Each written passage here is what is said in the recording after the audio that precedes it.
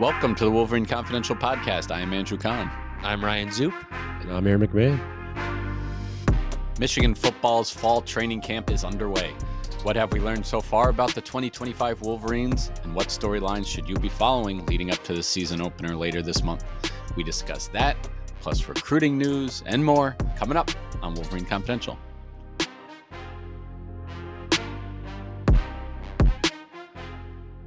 All right, guys, good to be back with you here. Three-man pod, Tuesday morning, August 5th. And fall camp is underway for the 2025 Michigan football team. It started on Wednesday, July 30th. So, handful of practices by now. We're going to dive into some specific topics, but let's just talk generally about what we've heard from coaches and players so far about the environment inside Schembechler Hall and on the practice field. We don't really get to see it for ourselves, but, we're there for interviews and stuff, at least to kind of get that secondhand account of what's going on. Yeah, players say vibes are high. I think they're eager to turn the page from last year, right? Yes, they ended strong, but the season necessarily didn't go the way they had hoped it would. So, a lot of new faces, both on the coaching staff and on the roster. So I think it's a acclimation period for some of these folks. Yes, they all went through spring, but spring is a little bit different from fall camp, right? Like spring is, I think, an evaluation period. It's opportunity for the coaches to see the players work with the coaches. This time everyone's locked in. It's a little different. It's guys are spending time with one another. They're sleeping in hotel rooms together. They're basically doing nothing but football. It's football 24/7. And this is the opportunity for them to show what they can do. And essentially we're trying to win starting jobs. So competition is ratcheted up. Things are more intense. They're just starting to get into pads and that type of thing. So things are really going to get going here the next week. But no, I mean, football season is really here. It's one thing to talk about it in the spring, talk about the potentials, the possibilities. Now this is the opportunity for all that to kind of come to fruition. It's money time, so to speak, as they like to say. Opportunity for these guys to get their spots and show that they can produce when the game's on the line. Right. And you wrote about this today or yesterday too, Aaron. It's not only that, like they're locked in, but they're also locked off of social media, kind of like they're just 100% dialed into football. And they I know a couple of the guys yesterday were talking about how they've been not told, but like encouraged to stay off of social media and only focus on what's going on within the walls at Schembechler Hall, which is nothing new, but it kind of just gives you a sense of, yeah, like this is game time. I know there's still almost a month until their season opener, but it takes a lot, as the coordinators both said. Like they're at the fundamentals here the first week or so of camp, getting players acclimated again, and then slowly ramping up to game speed. So it's exciting. Like, I mean, we can now start the countdown to the season opener, and we'll see what transpires this fall camp. But there's some lingering questions that still need to be answered. 25 days until season opener at 7:30 on August 30th at home against New Mexico. First ever meeting with the Lobos, prime time matchup. So yeah, there's a lot to dive into, but let's just talk about the most important topic, and that is the quarterback situation. And I mean, it's got to be, again, without seeing practice, only seeing seeing a spring game that featured only one of the top competitors for the job in Bryce Underwood, as Mikey Keene was sidelined. It's hard to maybe gauge this battle from the outside, but it is Bryce Underwood versus Mikey Keene. Is that correct? And does one of those two guys have the edge here on August 5th?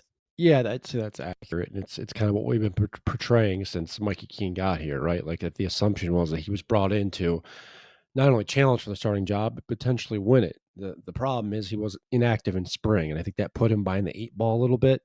And that's where I think, reading between the lines a little bit here, reading the tea leaves, just in talking to players and coaches, my interpretation of this battle is it's Bryce Underwood's to lose at this point. He's the front runner. I keep comparing, the conversations about this quarterback battle to last year when Michigan truly didn't know who their guy was, and we'd ask players and coaches about, certain quarterbacks, and the conversation response always reverted back to all two or all three guys involved. That hasn't been the case this year. It's you ask about Bryce Underwood, folks are raving about him, whether it's teammates, leaders on the team last year. They're all praising him, and it's not reverting back to Mikey Keene as well. So that signals to me that Bryce Underwood's a front runner at this point. I'm not ruling out Mikey Keene winning the job. The experience is there, the familiarity with Chip Lindsey, the OC, and the offense is there. The problem is I just don't know how healthy he is. It sounds like he's back practicing. I don't know what to degree, but based on everything we've been told and we've heard about Bryce Underwood, the poise is there, the maturity is there. He's winning with the locker room, and we know the ceiling is there. So if you take all that into account, to me right now, if I had to pick a starting quarterback week one at this point, it's Bryce Underwood.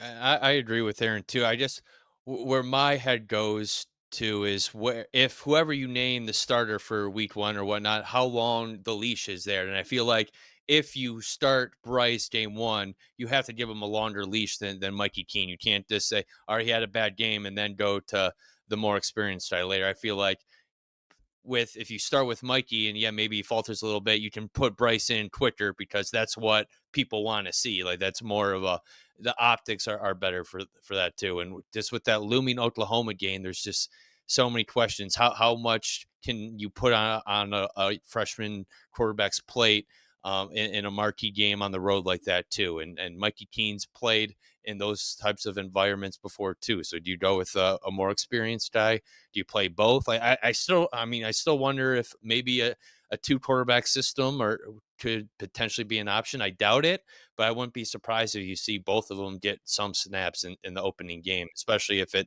score goes in Michigan's favor like they're hoping. I think Mikey Keene probably has the higher, floor as a quarterback right now, but there's no doubt that Underwood has the higher ceiling. So I wonder, I'll ask you guys this because I wonder what Michigan fans are thinking about this.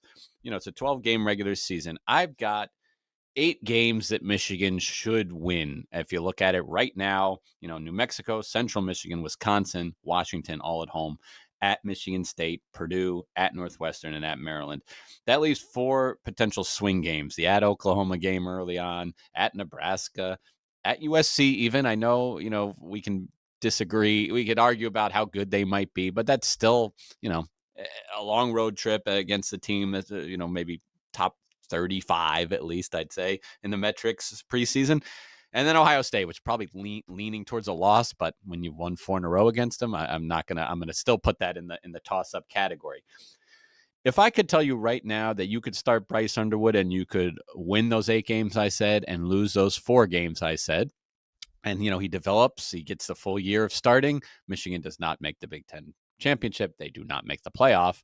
Or you can go with Mikey Keene and maybe you flip one of those games, or maybe even 2 of them, and it doesn't get you a Big Ten championship, and it doesn't give you a home game or anything like that in the playoff, but it gets you in the playoff. Which one are you taking as a Michigan fan? Which is better for the program this year and in the future? That's a really good question. I lean toward B, but the caveat I have, or the question I would have to ask you in response to that is how much playing time does Bryce Underwood get during the season? Does he get mop up duty? Does he get snaps here and there? If that's the case, personally, I would take it. I think at the end of the day, you want success, right? You want to win games and you want to get in the playoff and compete for the championship. But I'd say, there's probably a segment of the fan base would want to see Bryce Underwood thrown out there. And I think for the long term, maybe the future, maybe that would be better off. I don't know. The way the coaches are talking, not only potentially playing Bryce Underwood, but there's a couple other true freshmen that sounds like they're interested in playing, whether it's the offensive line and the defense. Throwing those guys into the fire early, doesn't always necessarily mean immediate success, but you're building toward the long term. So it's a good question. I'd be curious to see where Michigan fans fall on that. I mean, Michigan all prides itself on their mantras like competing for national championships, competing for championships, and nobody's above the team type of thing. And I think that you have to kind of go with if you're going to the playoff, you got to accept that no matter what. I mean, you want to be able to compete for a national championship. Yeah, you would like to see Bryce Underwood develop, but like if Mikey Keene steps in and is giving you a chance to win every game, let it ride. Bryce Underwood's still only 17. He has lots of time to develop. Look at Archie Manning, Manning with Texas. He kind of waited in the wings for 2 years. Texas made the playoffs both years, and now they're the favorite, even though he never was the full-time starter.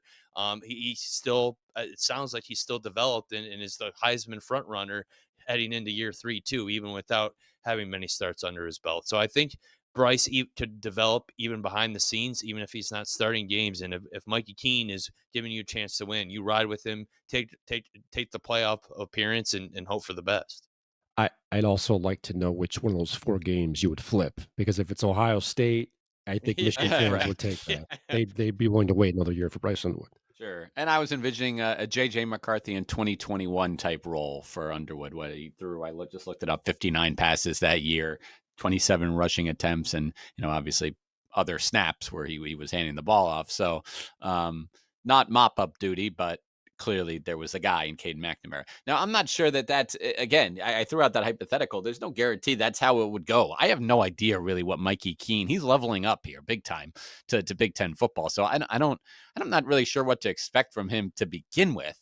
So I'm by no means suggesting that he is clear cut a better quarterback right now than Underwood. Anyway, he might not be. But I guess what if we go back to Sharon's comments from Media Day, which I know you guys already talked about on a previous episode, but more recently, offensive coordinator Chip Lindsey's comments on the quarterback situation.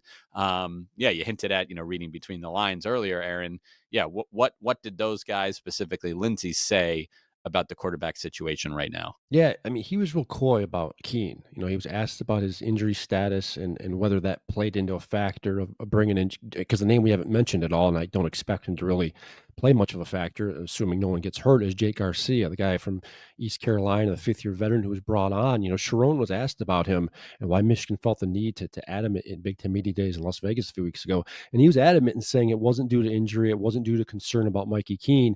Yet we talked to Chip Lindsey the other day, and he said, yeah, he was worried about Keenan's injury, whether he'd be healthy enough for the fall. And when they added Jake Garcia, and that was just about a month ago. So, where things go with Keene, I think he's the biggest variable here. If he's fully healthy and able to go, I think that's a good thing. But I don't know that we know that's the case right now. And that's why I tend to lean Underwood at this point. He's healthy. He took half the snaps in spring. Players and coaches have been raving about him.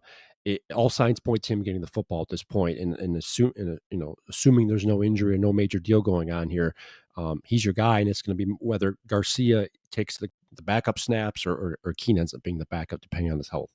And then, Aaron, kind of when we were chatting before the pod, you hinted at maybe Sharon Moore not being, completely forthright with some of his comments after talking to Chip Lindsey. Some things just didn't really mesh there. My favorite 5 words here in our chat is "save it for the pod."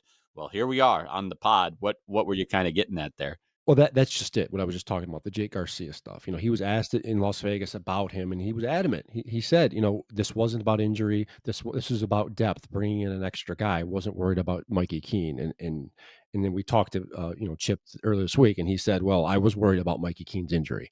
So I don't know where it stands. It sounds, Chips did say that Keene is available and practicing. We don't know what to degree. They're just putting pads on. We'll see if he's fully healthy. He didn't practice at all in the spring. So, again, is Garcia going to be the backup? He's the third guy. I think ideally he's your third guy, emergency guy. And Keene can either push for that starting job or be the backup. But again, we haven't gotten a clear picture of where things stand. Quite frankly, we haven't learned much about Keene since he's gotten here. We've asked a little bit about him, and everyone's pointed to the experience, and he's played a lot of football. Sharon's mentioned all the snaps he's played and everything else, which is great. But that doesn't do much for you if you're not playing him in games or if he's not able to play in games. So we'll see where things go as camp moves on. As I said, we're just kind of starting to get into the pads. They're going to start thudding here, I think, this week. And they'll be able to start hitting. Now, the quarterback doesn't take many hits to begin with, but we'll see where things go when live bullets are flying and who's practicing the best. Yeah, I mean, listen, I don't think Sharon Moore listens to the Wolverine Confidential podcast necessarily, but I'll say that's just like the one thing, like just be truthful. That's all. You don't have to be if you That's asking a lot from college coaches. lean towards boring, that's okay. If you're trying to be protective of secrets, that's fine too. But there's a way to say that without kind of throwing Garcia under the bus, because I could get where he's coming from. He's probably just want to be like, oh yeah, we had some injuries. We just needed a warm body. I just wanted a guy who has played the position. I didn't care who he was.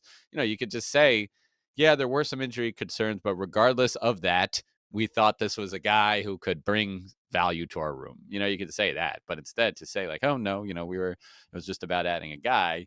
Well, then clearly that's not really the case when you hear from the OC. Yeah, it was interesting. Yeah, because Chip Lindsey did say that there was other guys they could have taken too, and they just they prioritized Jake Garcia in the portal. So there was definitely something there that they thought they liked and wanted to bring it in and add to the quarterback room. Anything else from Chip Lindsey, from Wink Martindale? I don't think you guys have talked since on the podcast since talking to those guys, the coordinators for Michigan. One, entering a second year, one a new coordinator in Lindsey. That's worth sharing here. Well, they're expecting big things from Donovan McCulley, the receiver, and it's not really news to anyone who's been paying attention. They brought McCulley in for a reason. He's a big-bodied guy who's highly productive at Indiana a couple of years ago, and they just don't have that production within this receiving group, at least right now. They lost Colson Loveland, they lost Taylor Morris, two of their more productive targets last year, and they've got really no one to throw the ball to, or at least reliably throw the ball to. And they feel like McCulley can be that guy. He was given the number 1 jersey, which is usually reserved for Michigan's top wideout. It's gone to some productive guys over the past few years. It's gone to some non-productive guys in the past few years. So we'll see where McCulley falls in that spectrum. It's clear that they like what they have there. It wouldn't surprise me if he's already becoming a favorite target of Bryce Underwood. So we'll see where things go, but they're going to lean on him quite a bit. Aside from some of the stuff that Chip likes to do from an X's and O's perspective, the screen game, getting the running backs involved, et cetera, et cetera.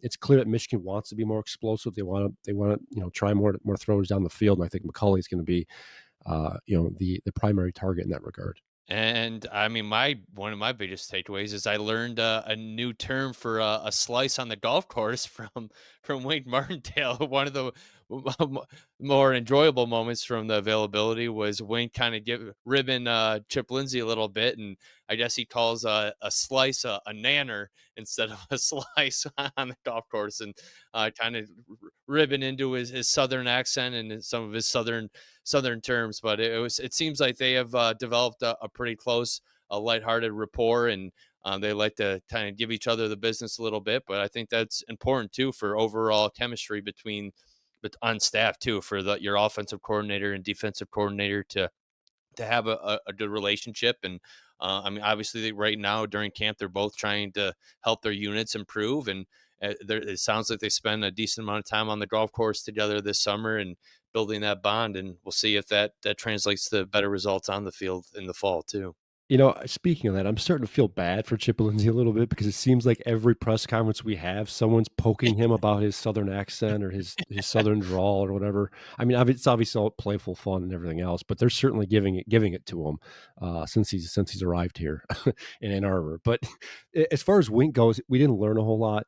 He even said right off the bat before his press conference started the other day that, hey, I don't have much for you at this point. We're still kind of in the tear down mode of the defense, trying to build things up and figure out who's going to play where. But he did have a couple of comments I thought they were illuminating. His comments about 2 players that I thought were real illuminating. One, Cole Sullivan, linebacker. He's not going to get a ton. He's not going to start. He's not going to play a ton, but I think there's going to be a role carved out for him at some point this fall. He liked the way he transformed his body. Michigan saw a little bit of him last year, what they saw, and I think he's going to see some playing time. And then one name who's flying under the radar right now, I heard good things about him in the summer. He had a really good spring. It's a transfer from Arkansas, TJ Metcalf, the defensive back. He's going to have a starting role in the secondary. It's just a matter of whether it's at nickel spot or safety. Highly productive kid last year at Arkansas. I had one Michigan staffer who's familiar with that room over the summer tell me outright, I didn't even ask him about it, look out for TJ Metcalf. And then sure enough, Wink Martindale's asked about him the other day, and he was glowing about him. So it's clear to me that Michigan has a role, or they're going to play TJ Metcalf a ton. It's just a matter of where. They're still trying to figure out things in the secondary. And we thought Zeke Berry was going to be moved out to corner. I still think that's the case, but Wink wasn't exactly, talking about that just yet. They aren't ready to pull the trigger on that officially just yet. So they're moving a lot of guys around the back end. We'll see where things shake out. There's still the unknown with Rod Moore of his health and whether he's going to be 100% ready to go for the opener. He will be at some point, but they're slowly building him back. So just a lot of figuring out. Not so much up front, but the defense. That's the line and linebackers are pretty much set. But it's the defensive backs that there's some plugging and playing back there. I'm glad you mentioned Rod Moore because it sounds like I don't know. I think people should be cautiously optimistic about him this year. I mean, yeah, I expect him to return to the field, but he's gone through a lot since his knee, or initial knee injury from last spring. Yeah, or I guess 2 springs ago, and I, he obviously was a dominant player for Michigan and is a great leader, but it seems like he's really struggled to get back fully healthy and has hit some speed bumps along the way. So yes, that's a big wild card in Michigan secondary, but it sounds like it's been a little bit of a slower go for him than he would like to get back up to full speed. Yeah, we learned a few months ago that he had to have a second surgery to kind of go in and repair the torn meniscus he suffered along with that ACL a couple springs ago. He tried to get back early this spring. He was running a little bit over the winter, and he kept feeling the pain in his knee. And turns out that meniscus wasn't fully healed, so they had to go in and do another procedure. So he's still trying to get his feet underneath him. He's running, he's sprinting, apparently he's cutting and doing all those things, but doing that and trying to play football and have confidence in your knee is a different story. So I think he's still learning how to replay with his knee a little bit. So I think it's going to take him some time. You're absolutely right. And Wink was asked about that. He's like, he spoke to Rod recently, and he said, "I'm not going to force you to go in there. I'm going to slowly build you back up." So it may be a while before we see him play a significant number of snaps. They're clearly going to try and get him in there because when Rod Moore is totally healthy, you can make the case he's probably their best defensive back. So they're going to want him in the game and in making an impact. It's been so long. It's been what 15, 16 months as he's actually played in a football game or played football, and that's a long time. So we'll see where things go. It's been a slower return than I think anyone expected, including Rod. But we'll see where things go. But he's closer rather than he was a few months back. A lot of good stuff there, but I want to get back to real quick what you guys mentioned first with talking about Donovan McCulley, the wide receiver transfer. I mean, you guys, so Colston Loveland was, of course, Michigan's top, target last year as a tight end. But the wide receiver that had the most yards on the team last season, do you guys know? I'll start with you, Ryan, who that was and how many yards that was? Tyler Morris, 248 something yards, something around there. Well, 238. I'm not even going to you, Aaron, because he absolutely nailed it. Tyler Morris with 248. What a specific number to know, Ryan. Wow. 10 points for you. Gold star. I just wrote about the receiver room like the other day, so I looked it up too. And Samaj Morton actually had more catches, but only had like 100 something yards. So, but bottom line, not impressive numbers from anyone in that room. Right. That's the thing. It's really, really low. And I think Michigan could really and Tyler Morris transferred out, by the way. So he's not even on the roster anymore. But like it's just this vicious cycle with wide receivers where, Michigan doesn't throw the ball all that much for various reasons. And it's, then they don't get recruits or transfers at that position because they don't want to come here. Then they don't have anyone to really throw to, so they don't. And then no one wants to come here. And it's just horrible. So this is why I think McCulley and anyone else that could step up at that position would just be so huge for Michigan. Of course, having a competent quarterback, an elite one potentially in Underwood, and an offensive line maybe that's improved, can make that passing game work and Michigan be the balanced offense it wants to be. And yeah, exactly. And that's one of the reasons I think they're able to convince Donovan McCulley to come here. It's, hey, we don't really have a ton of options here. You saw what we had last year. You can be the number one guy. You can get a bulk of the targets. You can rack up the yards like you want to. And we spoke to Donovan yesterday, and I asked him if he had any goals for the season, and he said he wants to catch for 1,000 yards and have 10 touchdowns. Which I went back and looked. The last Michigan receiver to do that, 1,000 yards and 10 touchdowns in the same season, Mario Manningham. It's been that long, 2007. So maybe ambitious. But when you're the only guy that can theoretically get open or maybe, make a play, it's certainly possible. And look, Michigan has made it a point, Sharon Moore has said, and we've seen enough of Chip Lindsey's past to know that they're going to be willing to throw the ball, especially if Bryce Underwood's the starting quarterback. They're going to want to throw the ball. Bryce is going to want to throw the football. So the chances will be there. Now we'll see what things look like. Michigan's going to need another receiver or two to step up, and whether that's Fred Moore, Samaj Morgan, or one of the younger guys, Andrew Marsh, guys that they're waiting to step up and play and have a big factor. Jamar Browder, those younger guys, they're going to need some help. It can't all be Donovan McCulley, because if it's all Donovan McCulley, it's going to end up like last year where with Colson Loveland, where he's getting double and triple teamed and things are being made a little more difficult. And not only that, but it would make Michigan another one-dimensional team, which is what they don't want either. So a lot's been put on McCulley early. I'm surprised at the response. But again, if you just sit down and look at the picture and look at where things are at right now, there just isn't a lot there, or at least enough proven commodities at receiver to do it. So McCulley's the guy at this point, and we'll see where things go. I think it was Sharon who made the Nico Collins comparison, maybe. I mean, 2019, his final year at Michigan, is most productive. Even that, 37 catches, 729 yards, 7 touchdowns. Like, none of those were, the top 5 in the Big Ten even, or top 10 even in some categories, but did have that nearly 20 yards per catch. That's the big thing for him. So if McCulley can be like that and have, some big plays, that would be huge for Michigan. Anyway, that's kind of our fall camp wrap for now. The initial one. I mean, this is going on for weeks until the season starts. So we'll have plenty more as we talk to more players and coaches, in these next weeks. But there is some recruiting news as well. Michigan got another commit in the 2027 class. Its second one, Tristan the Truth Dare. I just made up that nickname for him right now, but this part is true. He is a 3-star offensive lineman who plays for South Lake Carroll High School, which is a national power located in Texas. Ryan, tell us a little more about Dare. Yeah, I mean, this recruitment kind of took off pretty quickly. He received an offer from Michigan in June. Basically took this summer to tour a bunch of colleges across the country. I mean, he's a 3-star, ranked 449 in the 490 range. I'm pretty sure, overall in the country, but he has an impressive offers list. Ohio State was in there, Penn State, Oklahoma, some Florida schools like Florida and Florida State. So he was a national recruit and started at right tackle as a sophomore for a really strong program in Texas. So 6'4", 290, heading into his junior year.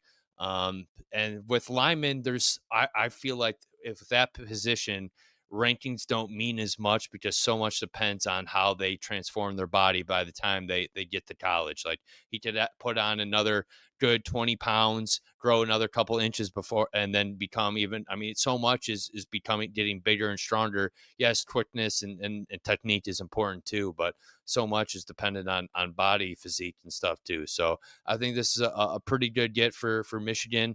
It's pretty crazy how much Michigan has built a little bit of a Texas pipeline in recent cycles. Four commits in the 2025 class, in the 2026 class, 3 signed in the 2025 class, and now 1 here already in 2027. So Michigan's mining the state and being pretty successful doing so.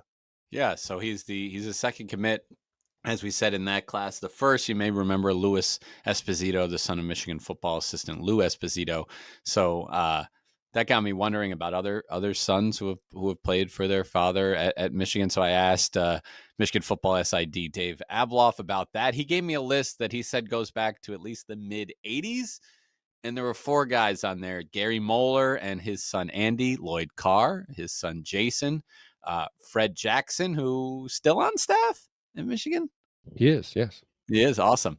His son Jeremy, and then Ed Warner with Edward most recently. So at least 4 other times in the last 40 years, at least, with a chance for a 5th in a couple of years. Again, both coach, father, and father has to be here still at that time for this to work. Yeah. Did the Pogies not overlap at all? I don't believe so.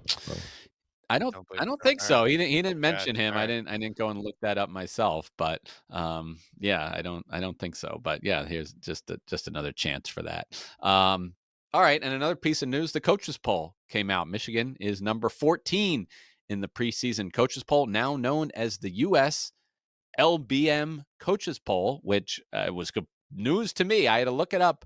USLBM, a building products distributor. So just USA Today, partnered, sold the rights, whatever they did, I don't know. But 67 coaches voting this thing. Sharon Moore not among them. But Michigan is number 14. We can dive into number 1, number 2, other Big Ten teams. But just initial reaction to Michigan being 14 in the preseason poll. It's right about where I'd put them. I have a vote in the AP poll still. That comes out next Monday, so that will be out in about a week. That's about where I had them. So it makes sense. If you look at the list of the Big Ten teams, I believe they're fifth. You got Ohio State 2, Penn State 3, Oregon 7, Illinois 12. So the coaches clearly, give the slight nod to Illinois over Michigan. They were flipped in the preseason Big Ten media poll, but no, right about where I'd put them. Michigan finished strong last year, 8-5 after beating Ohio State and Alabama. Didn't end up ranked at the end of the year in any of the polls. So it's given what they brought in, the expectation that they are going to be, better than last year. It makes sense. Maybe slightly higher than I would have put them, but I have no issue with it. And look, I don't think folks should have much issue with preseason polls anyway. That's what they are. We're kind of projecting or trying to figure out where these schools are going to finish or how good they're going to be. But no, I mean, if you look at the preseason win total of 8.5 for the Wolverines, they go 9-3. Sure, I could see them in the middle of the pack in the polls. Certainly makes sense to me. Yeah, I guess my reaction is, yeah, we don't need playoff expansion. Like, how many of the teams are in the 10 to 20 range are really scaring you, I guess, or really considered national title contenders? I mean, if you look at their 2024 records, there's a bunch of 4-loss teams in the top 15, a lot of 3-loss teams. Yeah, I don't know. Preseason polls don't mean a whole lot, but again, it's I don't think any of us have said Michigan definitely we think is a playoff team. There's a chance that they get there, but I don't think there's anything if you make it to a 16 team playoff, it's wow, we're really penciling in Michigan preseason as a playoff team after finishing 8-5 and still some question marks. I don't know, but yeah, it seems about right. I think it's accurate. It's not like there's any glaring wow, I can't believe they're ahead of this team or behind this team, anything like that. But yeah. Right on the fringe of a 12-team playoff at 14. Texas is number 1. Aaron mentioned the other Big Ten teams. There's also Indiana there at number 19. So 6 Big Ten teams total in the top 25. And again, as Aaron mentioned, the AP top 25, which is a little more I don't know. It's a little more prestigious. It's that's what appears typically in the rankings on websites other than the USA Today owned sites, on ESPN and Fox when you're watching a game. It's going to be the AP poll until the playoff poll comes out and makes both of these somewhat, meaningless. But never meaningless because of MLive's Aaron McMahon voting. So, yes, we'll look for that in 1 week. And yeah, just one last piece of news here. The NCAA tournament on the basketball side not expanding in 2026. So, yeah, I've got my notes here, and all I wrote was yay. This is good, but it's inevitable. It's happening probably then the next year. I think they just kind of kick the can down the road just a bit, but we'll see. I don't know. Dusty May is very he's a very modern coach. He's not going to be oh, this is the way it should be. And he's basically just well, this is a business. I just got a $1 million raise. He didn't say that, but why? Partly because of things like this.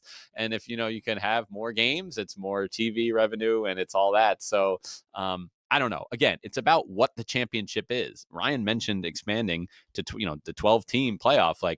Are these teams at the end of this actually going to win it all? Is that the point?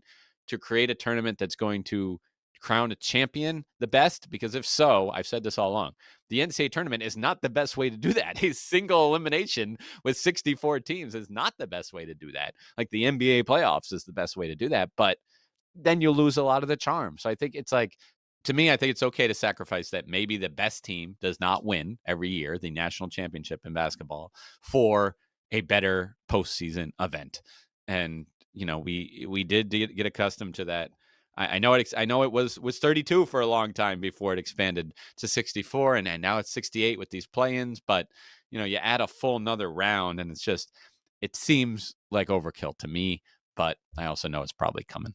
I agree with everything you just said. I think it's overkill. I don't think it's necessary. But again, if you look at the TV financial perspective, the business aspect of this, it makes sense. It gives the networks more inventory, more games to watch.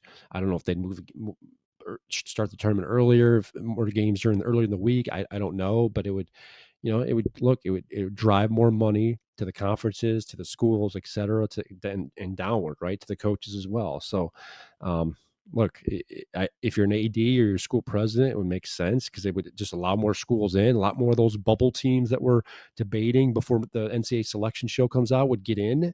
So it'd be more inclusive again, but does it result in a better tournament? I don't know. And is it what the fans want?